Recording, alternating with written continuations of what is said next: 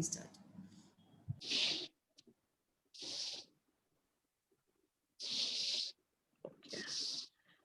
Um, Now, Priyanshi can start reading from in the midst of this. Priyanshi Pandey, Yes, ma'am. read. In the midst of the It strange is midst. assembly, at It's not midst, it is midst. midst of this strange assembly, Atticus stood trying to make Jem mind him. I ain't going, was his steady answer to Atticus' threats, requests, and finally, please, Jem, take them home. Okay, I in was midst getting a means bit middle. Midst. The meaning of midst is middle. So in the middle of this strange assembly refers to this strange group of people who had assembled together outside the jail door. This strange assembly means a gathering of people. So in the middle of this strange gathering of people, Atticus was once again trying to tell Jem to mind him means obey him. Mind him here means he was asking Jem, his son, to obey him. I ain't going. So Jem was again refusing. He said, no, I'm not going from here. Was his steady answer to Atticus's threats. First of all, Atticus tried threatening Jem by telling him to go home. Then he made a request to Jem to go home. And finally, he said, please, Jem, take them home.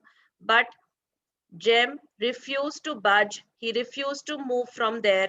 He refused all his father's pleadings, requests, and threats. He refused to go home from there. Yes, Priyanshi. I was getting a bit tired of that, but felt Jem had his own reasons for doing as he did. In view of his prospects, once Atticus did get him home, I looked around the crowd. It was a summer's Wait, night, let but me the men explain the line before this because after that is a full blown sentence. I was getting a bit tired of that. So Scout was getting a bit tired of Atticus going on asking Jem to leave and Jem refusing to leave the place because Jem had his own reasons. Jem did not want to leave. He did not want to go home because he did not want to leave his father in trouble. And Jem very well knew, in view of his prospects, once Atticus did get him home, Jem, in view of his prospects here, means that Jem knew very well that once he goes home, what will happen to him because he had refused to listen to his father. He was very well aware. But Scout was also getting a bit tired of listening to all that conversation between Atticus and Jem, continuing to ask him to go home and Jem refusing to go home. And he very well knew that when he went home, ultimately, he would get a scolding from his father for not listening to him. Despite that, um, he was not listening to his father. Yes, now continue from I looked around the crowd.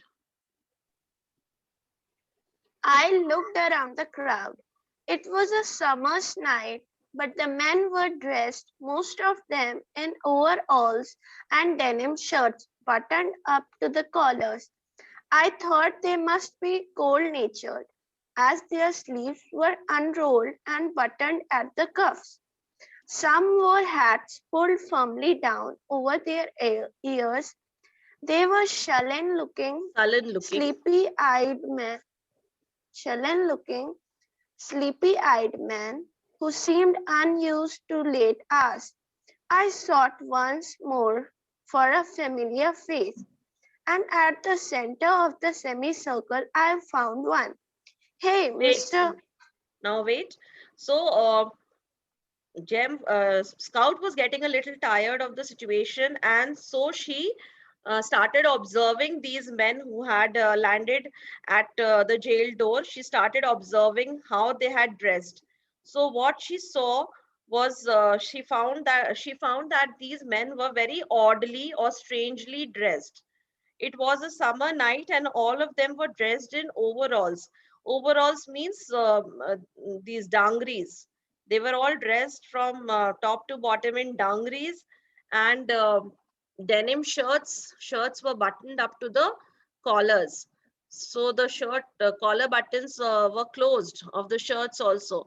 I thought they must be cold natured. She thought that these men would have no feelings. Cold natured people means they had no feelings. They on a summer night they were dressed so strangely. They were all wearing dungarees and overalls, and their shirts were all buttoned up to the collars, and their sleeves were also unrolled, and their sleeves were also buttoned at the cuffs. You know what are cuffs? So when you wear your shirts to school, you have to full shirts are buttoned at the cuffs, so that they were their shirt buttons were also closed. Sleeves were also buttoned. Some wore hats. Some of them had worn hats, and they had pulled these hats over their ears also. They were sullen looking, sleepy. So this was one strange thing that Scout observed about their dressing. This was very odd. They were all very oddly dressed, because it was a summer's night and they were all dressed in um, overalls that covered their entire body. She also thought that they must be cold natured. And the second thing that she noticed was they were all sullen looking, sleepy eyed men. Sullen looking means they were all sulking, they were all in bad temper, bad tempered men, they looked like, and sleepy eyed men. That means who seemed unused to late hours. That means these men were so sleepy, looking so sleepy, that it seemed that they were not used to be used to being awake so late at night. So it was very late at night, and she could make out that these men were not very happy about it. They all looked sleepy, and they were not probably used to being awake at this time of night. So these were the two odd things which Scout observed about these men. I sought once more for a familiar face. So she again looked at all the faces once more to find out if she could recognize someone. Familiar face means if she could recognize someone in this big crowd of men. And at the center of the semicircle, so these men had formed a semicircle in front of her father. So if you are asked how were the men standing? The men were standing in a semicircle around Atticus, and Scout was now in the center of this semicircle, and she was observing these men, and suddenly she found a familiar face among them. Who was this? Yes, Vinayak Tripathi, can you read?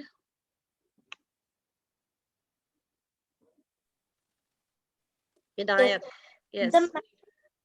Hey, the Mr. man Karim. did not hear me. Hey, Mr. Cunningham, how is your entailment getting along? Mr. Walter Cunningham's legal affairs were well known to me. Atticus had once described them at length. The big man blinked and hooked his thumb in his overall straps. He seemed uncomfortable. He cleared his throat and looked away. My friendly overture had fallen flat. Okay, wait now. Mr. Cunningham, Wait. So the familiar face which Scout found among the crowd was that of Mr. Cunningham. So she called out to him. She said, "Hey, Mr. Cunningham." So the man pretended that he did not hear her. Okay, the man did not hear me, it seemed. So immediately, Mr. Cunningham did not respond to Scout. So Scout thought that the man had not heard him. So she called out to him again. She said, "Hey, Mr. Cunningham, how's your entailment getting along?" Now, entailments are some restrictions on property or land imposed by law. Okay, entailment means a restriction on your property imposed by law. So she asked Mr. Cunningham to sound familiar to him, to make him feel that she knew him. She went a step further and asked him, "How are your entailments getting along?" Mr. Walter Cunningham's legal affairs were well known to me. So how did a 9-year-old child know about entailments? Because Atticus was a lawyer, and at the same time he was a father who discussed a lot of things with his children. Okay, he was a very open minded parent, and he discussed a lot of things with his children, and he had once discussed about Mr. Walter Cunningham's legal affairs with the Scout. So Scout knew about whose audio is unmuted. Avnish Singh, mute yourself. Avnish Singh. Okay. So she knew very well about Mr. Walter Cunningham's legal affairs because Atticus had once told her about it. At length means in detail. In detail, Atticus had discussed about Mr. Walter Cunningham's entailments with Scout. So the big man blinked. So when Scout talked about his entailments, Mr. Cunningham just was taken aback and he blinked his eyes and he put his thumbs in his overall straps. He seemed uncomfortable. That showed nervousness. He cleared his throat and looked away. So he did not want to um, see Scout in the eye. He looked away. He pretended to look away. My friendly overture had fallen flat. So the friendly gesture, the friendly introduction which Scout had tried to make with Mr. Cunningham had failed because he did not respond to her. He looked away. Okay. So it was not successful. Scout was not successful in striking a conversation with Mr. Walter Cunningham. Yes, continue. Mr. Cunningham wore no hat, and the top half of his forehead was white in contrast to his sun-scorched face, which led me to believe that he wore one most days. He shifted his feet, clad in heavy work shoes. Okay, wait. Mr. Don't you remember? Cunningham was not wearing any hat that day, but the top half of his forehead was white, which was quite opposite to his sun-scorched face. That means his face was darker than the top half of his forehead, which means that Scout assumed that he must be wearing a hat every day. That is why the top half of his forehead, the color was white in contrast with his face, which was burnt by the sun. So it led her to believe that he used to wear a hat on most days. So he shifted his feet. He shifted. Avnish Singh, why are you unmuting yourself? Avnish Singh. So he shifted his feet means he was very nervous. It showed his nervousness. He was wearing very heavy work shoes, and it showed that all the things which just now Scout had talked to him about his entailments made him a little nervous. Okay, continue. Don't you remember me, Mr. Cunningham? I am Jean Louis Finch. You bought us some hickory nuts on time, remember? I began to sense that futility one feels when unacknowledged by a chance witness. Okay. I go to school. Okay, wait.